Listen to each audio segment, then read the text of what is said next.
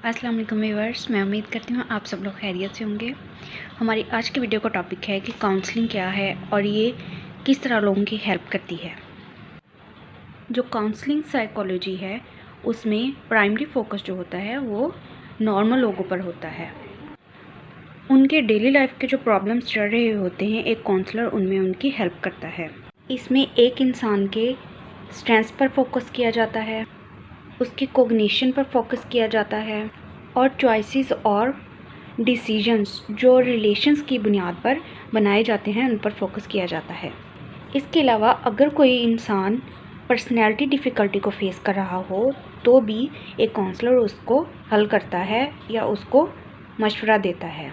इसके बाद सेशंस की बात आती है तो ये वाले जो इश्यूज़ हैं ये काउंसलिंग के 2 या 3 सेशंस में सॉर्ट आउट हो जाते हैं। इसके बाद अगर हम साइकोथेरेपीज़ की बात करें तो उसमें बहुत सारे सेशंस आते हैं जिसमें इन लोगों को ट्रीट किया जाता है जो मुख्तलिफ़ किस्म के डिसऑर्डर्स का शिकार होते हैं। अगर हम काउंसलिंग की बात करें तो कार्ल रॉजर्स ने सबसे ज़्यादा काम किया था काउंसलिंग साइकोलॉजी में। और कार्ल रॉजर्स के मुताबिक जो एक थेरेपिस्ट होता है उसमें 3 अहम क्वालिटीज़ का होना बहुत ज़्यादा ज़रूरी है। वन इज़ ही और शी मस्ट बी एम्पैथेटिक। अगर हम एम्पैथी की बात करें तो एम्पैथी के भी 2 लेवल्स होते हैं। करें तो हम ये कह सकते हैं कि to put yourself in someone else shoes, यानी अपने आप को या ख़ुद को दूसरों की जगह पर रखकर सोचना और ये देखना कि आप क्या करते अगर आप उसकी जगह पर होते। एम्पैथी जो है ये वर्बली और नॉन वर्बली एक काउंसलर को अपने क्लाइंट को शो करनी होती है। अगर लेवल्स की बात करें तो पहले लेवल में आपने ये देखना होता है, पहले लेवल में आप ये अंडरस्टैंड करते हो कि आपका क्लाइंट क्या कह रहा है, उसको अंडरस्टैंड करना। और दूसरा लेवल जो है और दूसरे लेवल में आपका जो क्लाइंट है वो जो कह रहा है उसके पीछे उसकी बात का मतलब क्या है उसको अंडरस्टैंड करना, उसको समझना। और इसमें भी आप वर्बली और नॉन वर्बली अपने क्लाइंट को एम्पैथी शो कर रहे होते हैं। इसके बाद कार्ल रॉजर ने जो एक काउंसलर की दूसरी क्वालिटी बताई थी वो थी जेन्युइननेस। इसका मतलब ये होता है when you are comfortable with what you are doing, saying और फीलिंग, यानी जो आप बोल रहे हैं, जो आप कर रहे हैं या जो आपकी फीलिंग्स हैं वो कॉन्करेंट और जेन्युइन होनी चाहिए क्योंकि वो आपको रिफ़्लेक्ट कर रही होती हैं। और वैसे भी हमारा मज़हब कहता है कि जो आप कह रहे हो, जो कर रहे हो, जब तक ख़ुद उस पर अमल नहीं करोगे वो आपकी पर्सनैलिटी का हिस्सा नहीं बनेगा और उसको आप दूसरों तक कन्वे भी नहीं कर पाओगे। इसके बाद जो थर्ड क्वालिटी आती है एक काउंसलर की वो है अनकंडीशनल पॉजिटिव रिगार्ड। इसका मतलब ये है कि एक करंट सिचुएशन में दूसरों को वैल्यू करना। और ये मैटर नहीं करता कि जो क्लाइंट है, जो पेशेंट है वो किन चीज़ों से गुज़र रहा है, वो कोई चोर है, डाकू है, उसने कोई जुर्म किया है या उसको कोई सीवियर डिसऑर्डर है। तो आपने ये नहीं देखना, आपने ये देखना है कि वो किस मुश्किल में है, उसके प्रॉब्लम को हल करना है, उसको सारी चीज़ों को साइड पर रखकर सिर्फ एज अ क्लाइंट उसको ट्रीट करना है। और ये जो क्वालिटीज़ हैं एक काउंसलर की ये वर्बली और नॉन वर्बली एक काउंसलर में नज़र आनी चाहिए। कार्ल रॉजर्स के अलावा और दूसरे माहिरीन ने भी एक काउंसलर की बहुत सारी क्वालिटीज़ को एक्सप्लेन किया है, हम वो भी देखते हैं।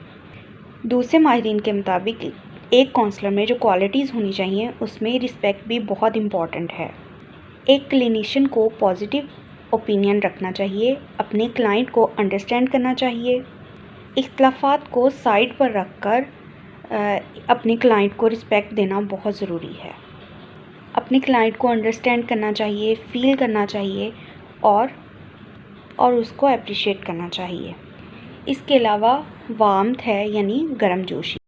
जब एक क्लिनिशियन अपने क्लाइंट को वार्मथ शो करता है वर्बली और नॉन वर्बली बिहेवियर के ज़रिए तो क्लाइंट का जो बिहेवियर होता है वो मज़ीद स्ट्रेंथन हो जाता है। इसके अलावा एक क्लिनिशियन को ऐसी लैंग्वेज में बात करनी चाहिए जो सादा और इजीली अंडरस्टैंडेबल हो। आपका जो क्लाइंट है उसको इजीली आपकी बात समझ आनी चाहिए। ये ना हो कि आप मुश्किल अल्फाज इस्तेमाल कर रहे हों या मुश्किल लैंग्वेज यूज़ कर रहे हों जो आपके क्लाइंट को समझ ना आ रही हो।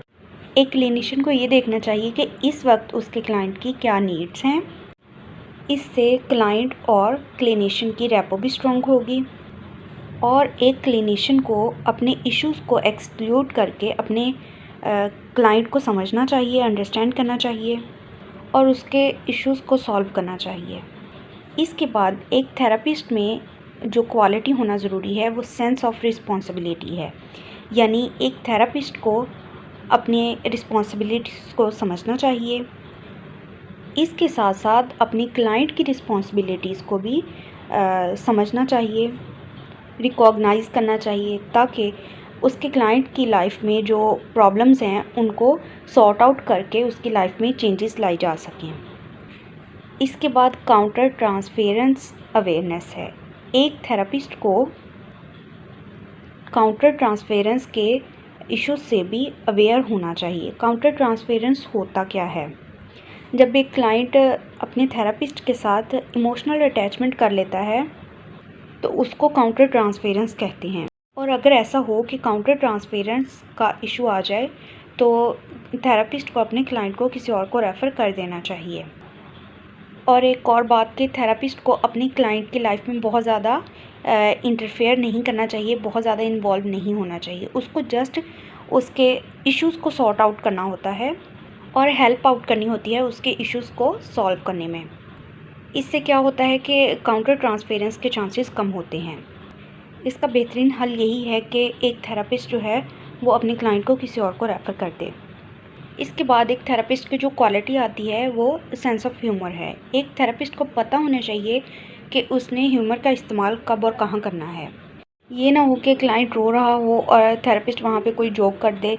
उसको अपने क्लाइंट की फीलिंग्स को समझना चाहिए, उसकी कंडीशन को देखते हुए कोई ह्यूमर या कोई जोक करना चाहिए।